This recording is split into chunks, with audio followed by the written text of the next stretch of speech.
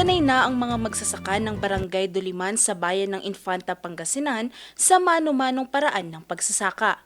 Kanya-kanyang diskarte, kanya-kanyang puhunan. Pero madalas, hindi sapat ang kanilang ani para sa mas mataas na kita gaya ni Tatay Francis. Nung dati, ang kwan namin doon, kami lang nagtatansya, kami lang nagpiprepare ng yung sakaan namin, yung mga land preparation.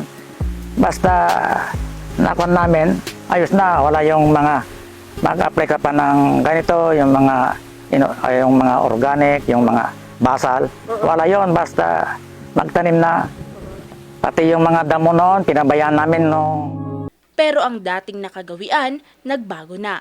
Sa pangunguna ni Governor Ramon V. Gico III, inilunsad ang corporate farming program sa bayan ng Infanta.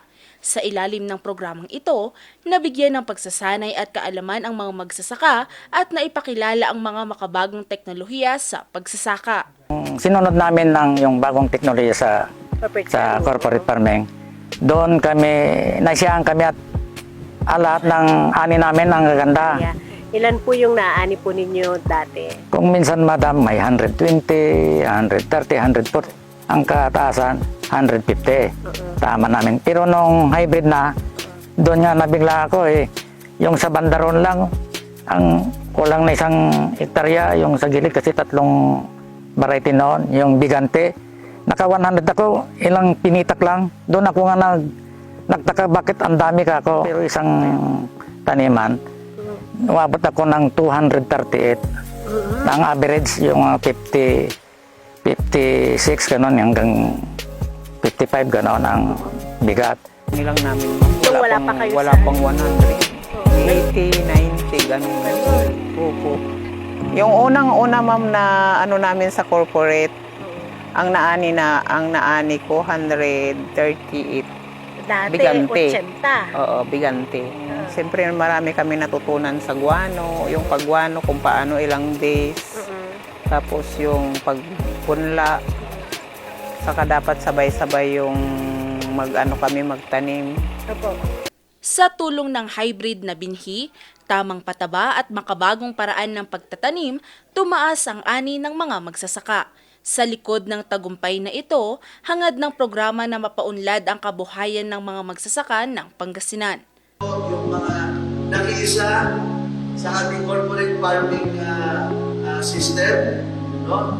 We have proven that bumanda po ang yield, bumaba po ang production cost, kaya successful po ito.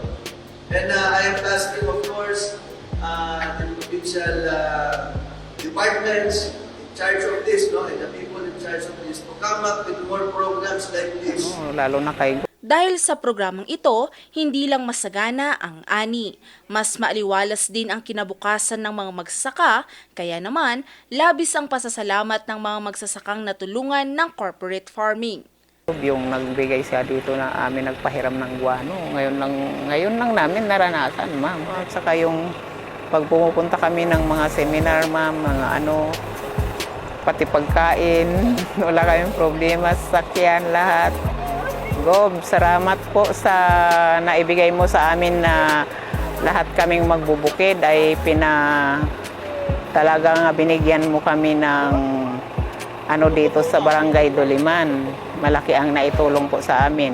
Masang masaya dahil sa programa ni Governor Gico.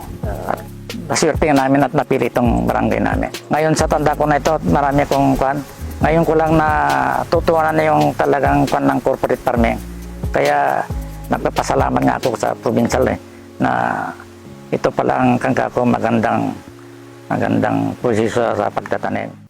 Bukod sa Farmers Field Lecture Demo, may dagdag pang tulong sa kanila, pautang na walang interes mula sa pamahalaang panlalawigan. Mula sa dating kaunting ani, ngayon ay sako-sakong bigas na ang kanilang napoproduce. At dahil dito, hindi lang sila nakikinabang kundi pati ang buong lalawigan ng Pangasinan. Valerie Dismaya, RNG News.